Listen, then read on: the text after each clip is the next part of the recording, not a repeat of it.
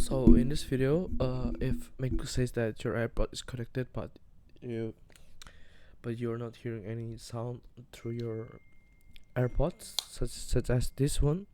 So what I'm gonna do is I'm gonna put my AirPods out from the case and put it on my ear, and if it says this right, oh, AirPod is connected, and what you want to do next is to open up Control Center and make sure that the sound output is set to your AirPods Pro. Make sure that it's not set on either one of these. You will know that it's set on your AirPods if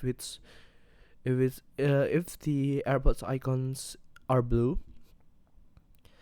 If it still doesn't work, you can open up your AirPod settings by clicking on that, and then you can click on this, and then you can try forgetting it and try connecting it again. If it still doesn't work, I know it sounds stupid, but make sure that the volume is not set to 0. Make sure that you are not on mute. Make sure that you are not on mute too. And if it still doesn't work, the last resort is you can contact Apple support. They work. Trust me, they are not useless. They work, guys. They really works. Just, search for Apple support, and then you can find more products. Scroll. No, never mind. It's on this one. Click on AirPods and then the audio. Continue.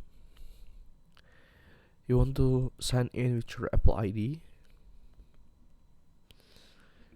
Usually resetting your AirPods also works, but if you don't want to waste any more time, you can just contact Apple support and tell them, and hopefully they can find a solution for you.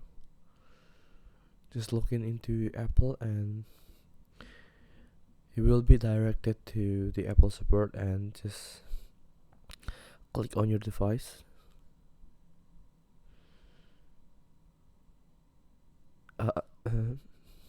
Click on this. Continue. Well, the solution is to reset your AirPods, but